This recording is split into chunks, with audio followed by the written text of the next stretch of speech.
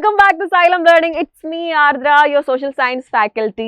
എല്ലാവരും നല്ല അടിപൊളിയായിട്ട് പഠിച്ചുകൊണ്ടിരിക്കുകയായിരിക്കും അല്ലേ? നമ്മൾ 10th CBSE ബോർഡ് എക്സാമിനൊക്കെ വേണ്ടി നിങ്ങൾ അടിപൊളിയായിട്ട് പഠിക്കാൻ വേണ്ടി സൈലം നിങ്ങൾക്കായി ഒരുക്കുന്നു Astra CBSE 10th batch.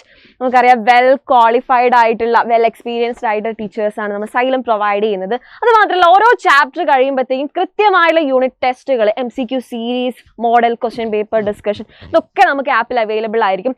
Doubt ക്ലാരിഫിക്കേഷന് വേണ്ടിയിട്ടാണെങ്കിലും ഓരോ ചാപ്റ്ററിൻ്റെയും സ്ലൈഡ്സും ഡീറ്റെയിൽ നോട്ട്സ് ആണെങ്കിൽ ഇതെല്ലാം നമുക്ക് വെറും 3499 രൂപയുടെ കോഴ്സിലൂടെ നിങ്ങൾക്ക് സൈലം പ്രൊവൈഡ് ചെയ്യുന്നുണ്ട്. അപ്പോൾ എല്ലാവരും വേഗം സൈലത്തിന്റെ അസ്ട്ര CBSE 10th ബാച്ചിൽ ജോയിൻ ചെയ്യാൻ, നന്നായിട്ട് പഠിക്കുക. നിങ്ങൾ ബോർഡ് എക്സാമിന് റിപ്പീറ്റഡ് ആയിട്ട് ചോദിച്ചുള്ള സോഷ്യൽ സയൻസിൽ നമ്മളെ ഫസ്റ്റ് ചാപ്റ്ററിലെ ജോഗ്രഫിയിലെ first and the most important chapter നിങ്ങൾക്കറിയാം റിസോഴ്സസ് ആൻഡ് ഡെവലപ്മെന്റ്. അതിന് റിപ്പീറ്റഡ് ആയിട്ട് ചോദിച്ചുള്ള ഒരു ക്വസ്റ്റ്യൻ ആണ്, എന്താണ് അജണ്ട 21.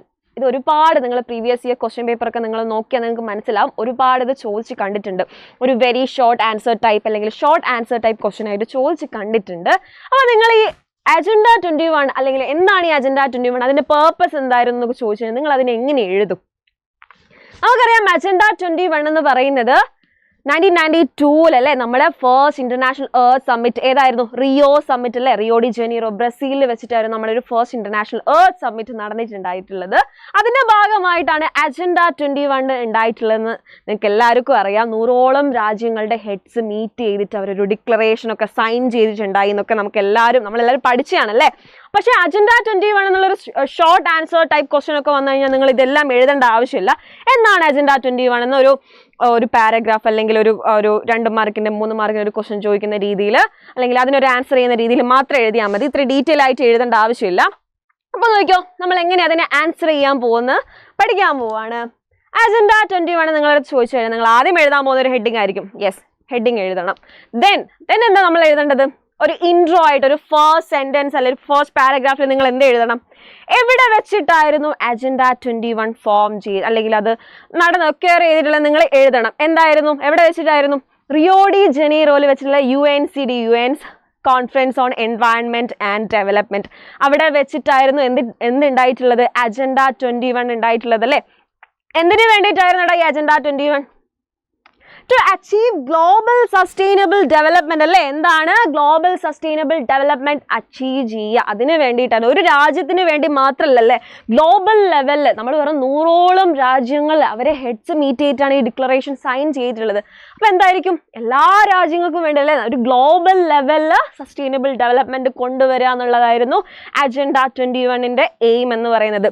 അത് എഴുതി കഴിഞ്ഞതിന് ശേഷം നിങ്ങൾ എന്ത് ചെയ്യണം? എന്തായിരുന്നു അജണ്ട 21 പറഞ്ഞിട്ടുള്ളത്?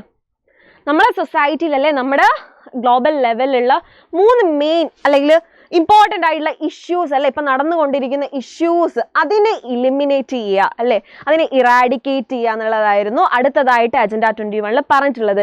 എന്തൊക്കെയായിരുന്നു എലിമിനേറ്റ് ചെയ്യാൻ പറഞ്ഞ കാര്യങ്ങൾ? ഇഷ്യൂസ്, എൻവയൺമെന്റൽ ഡാമേജ്, പോവർട്ടി, ഡിസീസ്. ഈ 3 ഇഷ്യൂസ് എന്ത് ചെയ്യുക? എലിമിനേറ്റ് ചെയ്യുക അല്ലേ? ഈ 3 ഇഷ്യൂസ് ഇല്ലാതാക്കുന്നതിലൂടെ നമുക്ക് ഗ്ലോബൽ സസ്റ്റൈനബിൾ ഡെവലപ്മെന്റ് അച്ചീവ് ചെയ്യാമെന്നായിരുന്നു അജണ്ട 21 പറഞ്ഞത്. ഈ 3 ഇഷ്യൂസ് എങ്ങനെ എലിമിനേറ്റ് ചെയ്യും? ഇതിനെങ്ങനെ ഇറാഡിക്കേറ്റ് ചെയ്യും അല്ലെങ്കിൽ കുറച്ചു കൊണ്ടുവരും? എന്തായിരുന്നു പറഞ്ഞത് അജണ്ട 21? അതിനുള്ള ഒരു സൊല്യൂഷൻ ആയിരുന്നു എല്ലാ രാജ്യങ്ങളും അവരുടെ ലോക്കൽ ലെവലിൽ അല്ലേ, അവരുടെ ലോക്കൽ ലെവലിൽ അവരുടേതായിട്ടുള്ള ഒരു അജണ്ട 21 ഗോൾസ് എന്ത് ചെയ്യുക? സെറ്റ് ചെയ്യുക. ഓരോ രാജ്യങ്ങൾ നമ്മൾ പറഞ്ഞിട്ടുണ്ടായി 100ഓളം രാജ്യങ്ങൾ അവിടെ പാർട്ടിസിപ്പേറ്റ് ചെയ്തിട്ടുണ്ടായി, ഒരു ഡിക്ലറേഷൻ സൈൻ ചെയ്തിട്ടുണ്ടായി അല്ലേ, അവിടെ ഹെഡ്സ് വന്നിട്ട് സൈൻ ചെയ്തിട്ടുണ്ടായി.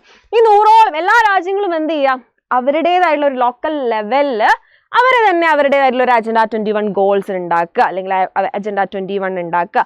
അത് മാത്രമല്ല എല്ലാവരും അവരുടേതായിട്ടുള്ള ഒരു അജണ്ട 21 ഉണ്ടാക്കിയതിന് ശേഷം ഒരു കോമൺ ഇൻട്രസ്റ്റിലൂടെ അല്ലെ, ഗ്ലോബൽ കോപ്പറേഷനിലൂടെ, കോപ്പറേഷൻ ആണല്ലേ, ഒരു രാജ്യം മാത്രമല്ല, ഒരു കൺട്രി മാത്രമല്ല, എന്താണ് എല്ലാ രാജ്യങ്ങളും ഒരുമിച്ച് നിന്നിട്ട് അല്ലേ ഗ്ലോബൽ കോപ്പറേഷനിലൂടെ, പിന്നെ എന്താ കോമൺ ഇൻട്രസ്റ്റിലൂടെ, ഷെയർഡ് റെസ്പോൺസിബിലിറ്റീസിലൂടെ. എന്തൊക്കെയാ? Global corporation, common interest and shared responsibilities. ഇതിലൂടെ എന്ത് ചെയ്യുക? ഗ്ലോബൽ സസ്റ്റൈനബിൾ ഡെവലപ്മെന്റ് എന്ന് പറയുന്ന അജണ്ട 21ന്റെ ഒരു എയിം എന്ത് ചെയ്യുക? ഫുൾഫിൽ ചെയ്യാമെന്നായിരുന്നു അജണ്ട 21 പറഞ്ഞിട്ടുള്ളത്.